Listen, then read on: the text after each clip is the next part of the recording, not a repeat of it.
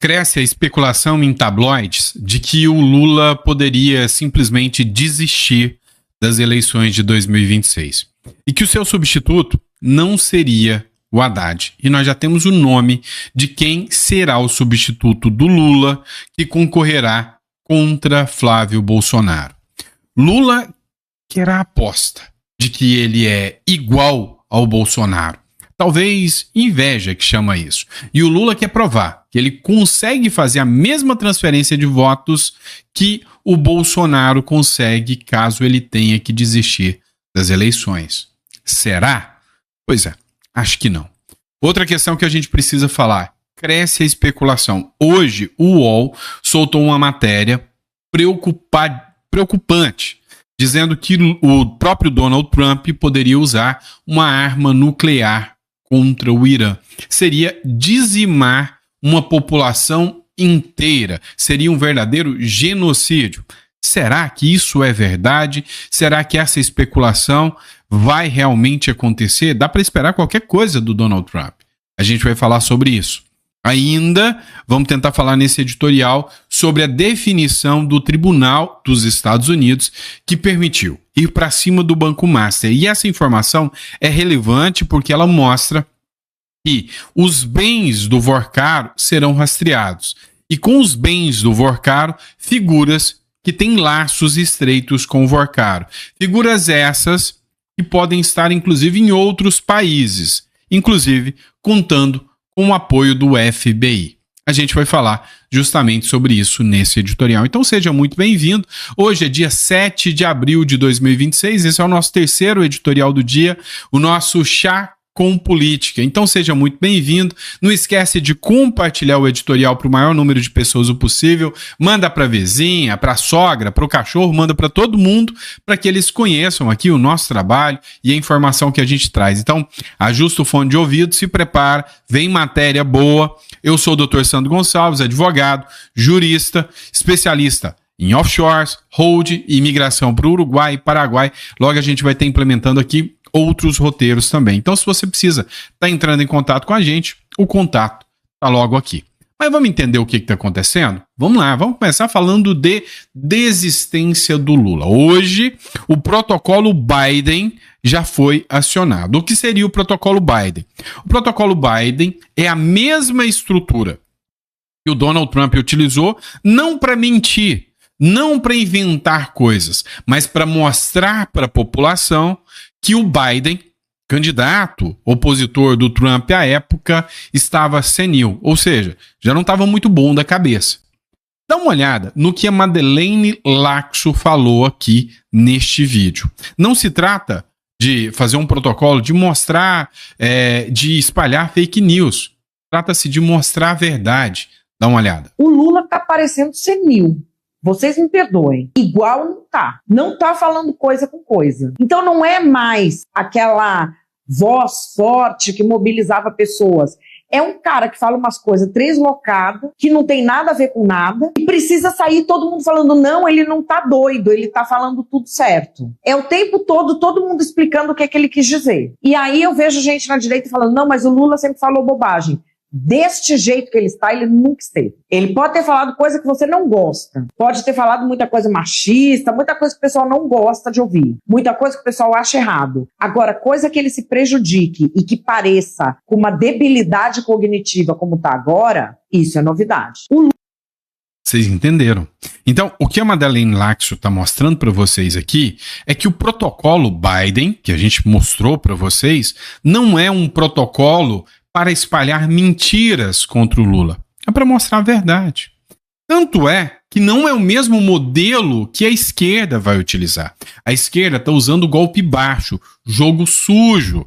É o que acabou de declarar o Janones. Vocês viram a matéria onde eu falei que o Janones falou que a esquerda vai articular um verdadeiro gabinete do ódio. E já começou. A sorte é que ainda tem juiz sério nesse Brasil. Dá uma olhada. Juiz determina a remoção de conteúdo que liga Flávio Bolsonaro à facção terrorista. Vem cá. Sabe qual facção? Ainda para piorar? Comando Vermelho. Vocês não entenderam o tamanho do buraco. Figuras da esquerda começaram a divulgar informações de que o Flávio teria vínculo com o Comando Vermelho. Você sabe onde que nasceu o Comando Vermelho? Você sabe quem que o Comando Vermelho financiava? Comunistas. O Comando Vermelho nasceu quando presos políticos da época da ditadura foram enviados para presídios comuns. Lá, os comunistas da esquerda se encontraram com os traficantes, bandidos, criminosos. E aí, colocaram em prática as táticas de guerrilha aprendidas pelos comunistas e nasceu o Comando Vermelho. Sim, meu amigo, vermelho tem um significado todo real do crime organizado vinculado aos comunistas. De quem que é a cor do vermelho mesmo? Pois é, mas eu só quis usar isso para mostrar uma coisa para você. O protocolo Biden, que mostra que o Lula não está tão bem, não é para mentir. Igual a justiça acabou de determinar e mandar remover um vínculo do Flávio com o Comando Vermelho. Pelo contrário, tá mais para quando não deixam vincular alguém ao Comando Vermelho, que tá mais para mentira, né? Mas os bastidores já dizem. Lula sob pressão, os bastidores de uma possível desistência e a escolha de um sucessor para 2026. Apesar da narrativa oficial de reeleição defendida pela SECOM, sinais de baixa popularidade e alta rejeição forçam o Planalto a articular um plano B, focado em um sucessor para o Lula. Quem fala, inclusive, disso aqui é o Didi Red Pill. Ele postou uma matéria nas suas redes sociais onde ele fala o nome do sucessor e não é o Haddad.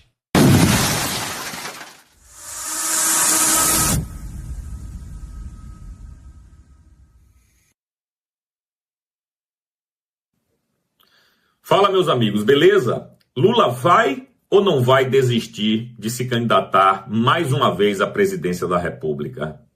Veja bem, Lula já deixou claro a aliados que não pretende abrir mão da disputa pela reeleição em 2026. Segundo o chefe da SECOM, o Sidônio, e interlocutores próximos, a candidatura à continuidade no Palácio do Planalto vem sendo construída desde o início do atual mandato e hoje é tratada como prioridade absoluta dentro do núcleo político.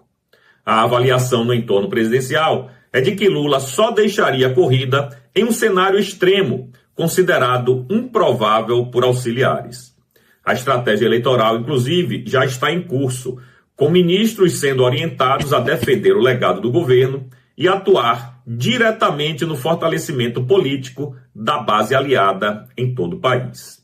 Cresce também a movimentação sobre o futuro político do campo governista. Lideranças do Centrão e aliados do Planalto discutem não apenas a reeleição, mas também a possibilidade de substituição, caso Lula, por algum motivo, não dispute ou precise definir um herdeiro político. Mas a verdade é que Lula já trabalha com nomes de confiança para garantir a continuidade de seu projeto de poder. Já definiu, por exemplo, o Camilo Santana como seu sucessor, em detrimento de Haddad. Vocês viram isso?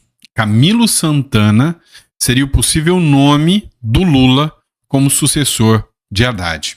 Porque o Haddad, né, já tem um histórico dentro da política de rejeição. O Haddad, inclusive, está preparado e pronto para combater agora o Tarcísio de Freitas em São Paulo. E isso poderia ter uma reação não tão positiva. Então, o Haddad seria descartado e o Camilo Santana poderia ser o nome de sucessão. Outro nome que foi cogitado, e eu duvido muito que tenha impacto, que seria uma aposta jovem da esquerda, seria o João Campos, lá de Recife. Porém, ele tem pouca chance. Pouca chance. Por quê? Porque não há confiança do espectro antigo das velhas raposas em relação ao João Campos. Vamos lá. Vamos falar sobre a treta que rolou dentro da direita mais uma vez. Pois é, o Valdemar da Costa Neto intervém nos bastidores para conter a crise entre o Eduardo e o Nicolas Ferreira. Não gosto do Costa Neto, mas concordo com ele. O presidente do Partido Liberal, Valdemar Costa Neto, entrou em contato para tentar conter a crise entre Eduardo e Nicolas Ferreira, em meio às articulações para as eleições de 2026. A informação é da repórter do G1, Andréa Sadi. Segundo a jornalista, o desgaste entre os dois nomes da direita ganhou força após movimentos políticos recentes e divergências sobre estratégias eleitorais. Aliados avaliam que o clima é de tensão e que a disputa interna pode impactar a organização do campo político para a próxima eleição presidencial. Diante desse cenário, Valdemar tenta atuar para evitar um racha maior dentro do partido. A avaliação interna, de acordo com a colunista, é de que a eleição será na casca, ou seja, extremamente disputada, o que exige unidade entre lideranças para enfrentar o cenário polarizado. Para mais informações, acesse o portal O Povo no link na descrição. Pois é, eu posso não concordar com o Valdemar da Costa Neto em muitas coisas, mas nessa eu concordo. Ainda sobre o Flávio Bolsonaro, está dando muita repercussão a sua participação lá no Inteligência Limitada. Essa postagem aqui foi feita pelo PL, pelo próprio partido, desse trecho da fala do Flávio. Presta atenção sobre a diferença de gastos e o assunto foi cartão corporativo. O Lula já gastou 1,4 bilhão em cartão corporativo. Eu não ganho isso num ano. 1,4 bilhão, tá? O que o presidente gastava lá no cartão corporativo dele era nas viagens que ele fazia. Ó, vai ter uma viagem para fora, tem que pagar combustível do avião. Mas por que não pode abrir essas coisas para a gente saber? Isso tem que ser aberto. Isso tem que ser aberto. O Lula deve ter colocado sigilo para não mostrar que ele pagava diária de R$90 mil no hotel de luxo para ficar com a Janja passeando, fazendo passeio internacional. O presidente Bolsonaro... Mas não me enrola, você vai abrir, vai ser transparente. Olha só, vou explicar. O cartão dele, pessoal. Você viu que ele não falou ainda. Vou falar. Não vou pedir pergunta nenhuma. Tá. Ele tinha um cartão, são 3 cartões corporativos, tá? Como funciona uma para as despesas do Palácio Alvorada, outra para essas viagens que eu falei, despesas fora, e o meu cartão pessoal, que ele podia todo mês gastar R$20 mil. E no que quisesse. No que quisesse, é sacar o dinheiro, jogar pro alto, jogava. Ele nunca nem fez senha para esse cartão. Ele nunca desbloqueou esse cartão dele. Não usou. Em 4 anos ele nunca usou, 0. Presta atenção, o que eu tô colocando para vocês. Hoje, né, tem um discurso que não pode ser comparável, é a questão dos gastos e dos ganhos do Lula comparável, né, à estrutura do Bolsonaro. Isso é fato. Agora, a gente precisa entender outro ponto aqui também, que é crucial para a gente entender que esse disparate não pode continuar. E aí, eu vou bater mais uma vez nessa tecla, né? Eu coloquei o vídeo do Costa Neto. Eu preciso tentar abrir a mente de vocês de que não se ganha essa eleição com nojinho. O nojo é entrar no chiqueiro e limpar o chiqueiro e tirar os porcos. Vocês vão ter que entender que gente, que do espectro que antes vocês... Eu não converso com esse cara, esse aqui não serve pra mim. Esse tipo de gente que fica com esse nojinho, fica isolado. Por que eu tô falando? Eu quero o apoio do Ciro Gomes ao Flávio Bolsonaro. Eu quero o apoio do Aldo Rebelo, ex-comunista, ao Flávio Bolsonaro. Eu quero o apoio do Sérgio Moro. Eu quero o apoio do Deltan Dallagnol. Inclusive, rolou uma treta aqui que vocês estão sabendo, né? O tal do Kim Paim lá, ele fez uma postagem dizendo, né, que são vagabundos, todos aqueles que apoiam, inclusive, o Deltan Dallagnol, e não se pode apoiar o Deltan Dallagnol. E aí, teve uma publicação, inclusive, do Constantino, se eu não me engano, deixa eu ver se eu acho aqui, do Constantino, dizendo o seguinte, mas peraí, tem coisa errada, tô até tentando achar aqui para vocês, tem coisa errada, porque o Flávio Bolsonaro acabou de declarar apoio justamente ao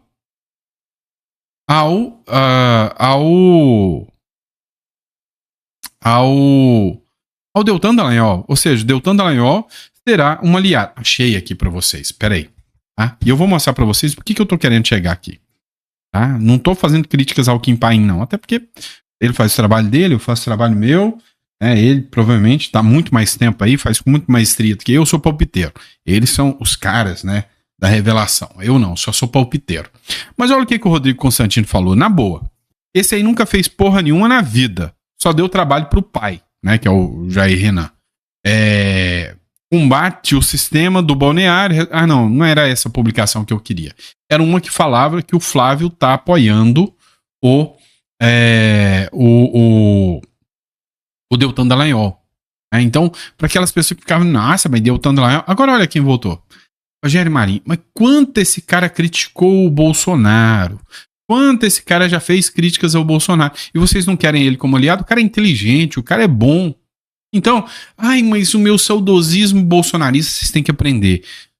É melhor ter o Flávio lá com aliados do que não adianta nada também. E vamos ser sinceros.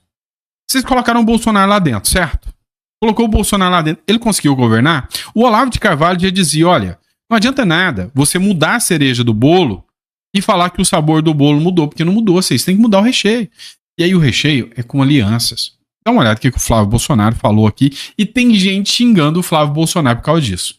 Fala pessoal, André Marinho aqui. Estou com o nosso futuro presidente, Flávio Bolsonaro. Estivemos juntos em 2018. A gente viu o Brasil pulsando, verde e amarelo. Estamos juntos aí para reeditar essa missão. A tua gravata até parecida já com as cores do Brasil aí. Estamos aqui pensando no nosso país, olhando para frente. É muito importante essa unidade nesse momento, porque a gente tem um adversário do Brasil, que é impondo, que é o atual governo, que está fazendo tanto mal, que é violência por tudo quanto é lado, é imposto, é perseguição climática, tudo os serviços públicos muito ruins, imagem do Brasil lá fora, então nem se fala, né, André? Então, assim, vamos lá, gente, vamos estar junto aqui pelo nosso país, André, vamos olhar para frente, tá? É o que interessa, equilíbrio, força, bora! Brasil, vamos que vamos! Pois é, é candidato a governador do Rio de Janeiro. Essa eu não sabia. Novidade. Espero que, se eleito for, faça um bom trabalho. Agora eu te pergunto, você prefere o Flávio Bolsonaro presidente com o André Marinho do lado dele, o Ciro Gomes do lado dele, o Sérgio Moro do lado dele, né? Até a Joyce Hasselmann, que seja. Ou você prefere o Lula presidente sem nenhum desses do lado? Você escolhe. Depende de você. Né? Então, sim, eu sou do lado do pragmatismo aqui. Vamos falar do Trump? Né? O Trump fez muitas alianças. Vem cá, vamos parar para pensar. Vamos analisar. Eu estou devagando aqui um pouquinho, mas para pensar. O Trump tinha muitos desafetos. Exemplo, o Jeff Bezos era desafeto do Trump. Mark Zuckerberg, o dono do Facebook, lembra dele? O Zuzu? Pois é, vivia falando mal do Trump, inimigo. O Elon Musk? Esquerdinha, não era aliado do Trump. Mas o que aconteceu no final do jogo? O Trump precisou da aliança com eles para chegar ao poder. Se eles tiveram muita vez no governo do Trump, aí já é uma outra história. Mas que precisou deles para chegar lá? Precisou. Vamos falar sobre isso aqui. É grave, tá? Matéria do R7. Uma civilização inteira morrerá esta noite. Donald Trump sobre a guerra contra o Irã. O Donald Trump falou o seguinte, olha, vocês precisam liberar o Estreito de Hormuz. O Estreito, que é onde passa aí todo o petróleo que está abastecendo grande parte do mundo. Essa guerra já teve um derrotado.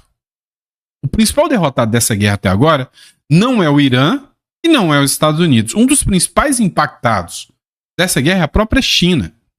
A China, que foi a mais impactada com falta de combustível necessário para sua manutenção. Há quem diga, inclusive, a luz até apagou, há quem diga, inclusive, que o impacto será gigantesco. O Daniel Lopes, ele fala que virá uma crise sem precedentes no mundo, muito maior do que a de 1829. Ele fala que a crise petrolífera, se o Trump fizer o que ele promete hoje, será sem precedentes. Vai faltar combustível. Só que se você pensa que isso não vai impactar muita gente, você está enganado. O analista que falou justamente sobre essa crise sem precedentes é do Canadá. E ele falou o seguinte, vem cá, o Canadá não tem petróleo. E precisa que o petróleo chegue até ele. Agora a grande questão que fica é, se não houver petróleo, como que o alimento sairá das fazendas lá do Canadá, que tudo é muito longe, muito distante, e chegará até a mesa do canadense? As pessoas vão morrer de fome. Será uma nova África. com dificuldades nunca vistas. Países que dependem muito desse petróleo, lugares como a própria China, sofrerá um impacto sem precedentes. E os países que produzem e vão conseguir elaborar uma sustentabilidade, deixando o petróleo de lado e aproveitando energias renováveis, esse terá maiores condições. Pois é, pode ser só uma teoria da conspiração, mas há quem diga que se o Trump, essa noite, atingir as usinas do Irã, a energia do Irã e o petróleo do Irã, o mundo está no caminho dessa crise nunca vista. Mas vamos lá, uma civilização inteira morrerá e, na minha visão, não é que acontecerá uma bomba atômica, mas a UOL acha que sim. Com a aproximação do prazo dado ao Irã, de que termina às 21 horas desta terça-feira, o presidente dos Estados Unidos, Donald Trump, afirmou em seu perfil na rede social Truth Social que uma civilização inteira morrerá esta noite, para nunca mais ser ressuscitada. Na publicação, Trump diz que não deseja que isso aconteça, mas provavelmente acontecerá. Contudo, agora que temos uma mudança de regime completa e total, em que mentes diferentes, mais inteligentes e menos radicalizadas prevalecem, talvez algo revolucionário e maravilhoso possa acontecer. Quem sabe? Ou seja, o Trump disse o seguinte: a única forma da gente não atacar é se vocês se insurgirem e irem contra o regime. Porque se o regime continuar travando o Estreito de Hormuz, eu vou matar todos vocês. Não, você não entendeu errado. Ele disse que vai matar uma civilização inteira. Civilização persa, histórica. Só Alexandre Grande e Trump foram capazes em toda a história da humanidade de enfrentar esta civilização. Vai dar uma olhada. O presidente dos Estados Unidos, Donald Trump, afirmou em postagem na rede Truth Social que uma civilização inteira morrerá esta noite, horas antes do prazo final dado por ele para que o Irã reabra o Estreito de Hormuz às 9 da noite no horário de Brasília. Ele escreveu, abre aspas, uma civilização inteira morrerá esta noite para nunca mais ser trazida de volta. Eu não quero que isso aconteça, mas provavelmente acontecerá. No entanto, agora que temos uma mudança de regime completa e total, onde mentes diferentes, mais inteligentes e menos radicalizadas prevalecem, talvez algo revolucionariamente maravilhoso possa acontecer. Quem sabe descobriremos esta noite em um dos momentos mais importantes da longa e complexa história do mundo. 47 anos de extorsão, corrupção e morte finalmente chegarão ao fim. Deus abençoe o grande povo do Irã. Fecha aspas. O Estreito de Hormuz é rota estratégica por onde passa cerca de 20% do petróleo mundial e vem sendo bloqueado pelo Irã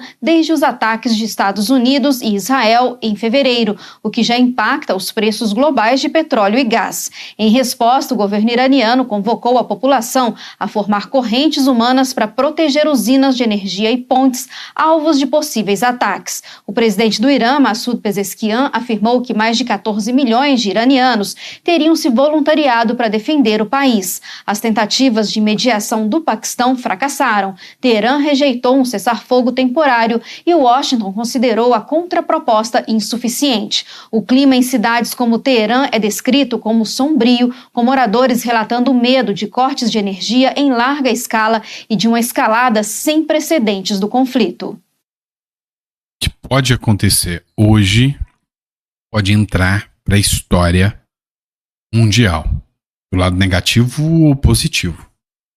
Pode ter um dos maiores acordos da história ou pode ter uma das maiores devassas da história. Historiadores, lá no UOL, disseram: Trump pode fazer um ataque nuclear contra o Irã, e o Trevisan analisou dizendo que é possível.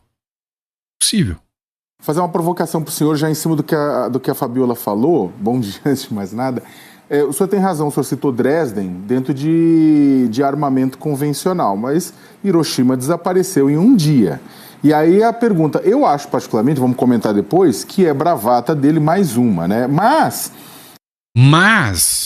cortando aqui já, né? Não espero que me xinguem de misoginia, mas cortando aqui já, o Maduro também era bravata, não era? Com equipamento nuclear, a história muda de figura. Qual que é o limite disso? O senhor acha que os Estados Unidos, a depender do que aconteça com aquele maníaco no governo, pode apelar para a saída nuclear em algum momento? Olha, boa pergunta, viu, Sakamoto? Bom dia, cara. O que eu te diria era o seguinte, eu acho que isso aí é uma pergunta interessante e exige uma resposta que a memória da gente está bem curta, a gente vai lembrar. Quando eu falar, você vai lembrar imediato. Quando a guerra da Ucrânia estava saindo do controle, né, e a Europa ameaçou mandar tropas para a Ucrânia, o Biden ameaçou mandar fuzileiro naval para a Ucrânia, o Putin acabou com a história com uma frase: o primeiro que chegar eu aperto o botão. Todo mundo parou. Isso vale para os dois lados, Sakamoto. Isso vale para os dois lados. Então, ou seja, a hipótese de uma... Ou seja, né? Acabei tirando aqui. Ou seja, se você vê uma ameaça do Donald Trump, não subestime. Da mesma forma que subestimaram a ameaça do Putin. Trump afirma que consegue destruir a infraestrutura do Irã em apenas 4 horas. E aí depois, se a infraestrutura estiver destruída, o resto é fácil eliminar. Sem áudio. Antes do prazo imposto aos líderes do Irã, que expira na noite desta terça-feira. O republicano afirmou que os Estados Unidos podem destruir todas as pontes e todas as usinas de energia iranianas em 4 horas. Temos um plano devido ao poder de nossas forças armadas. Todas as pontes no Irã serão destruídas até a meia-noite de amanhã. Todas as usinas de energia no Irã deixarão de funcionar, queimando, explodindo e nunca mais podendo ser usadas. Quer dizer, demolição completa até meia-noite. E isso acontecerá em um período de 4 horas se quisermos. Não queremos isso. Podemos até nos envolver na reconstrução do país. E sabe de uma coisa? Se for esse o caso, a última coisa que queremos fazer é começar pelas usinas de energia, que estão entre as coisas mais caras, e pelas pontes. And you know what? If that's the case, the last thing we want to do is start with power plants, which are among the most expensive things, and bridges. As novas advertências chegam depois de Trump indicar que uma proposta de cessar fogo para terminar a guerra com o Irã não era suficiente, mas um passo muito significativo. O exército iraniano afirmou que a retórica arrogante do presidente dos Estados Unidos não alterava os planos de Teherã. Quero que vocês prestem atenção numa coisa. Quero que vocês prestem atenção. Não é interessante para o Donald Trump ter uma terra arrasada. Veja o que o Donald Trump falou. Não, mas espera aí. Eu posso deixar ali as usinas hidrelétricas, as usinas elétricas, né, que são nucleares, por último, porque elas são caras, difíceis de reconstruir.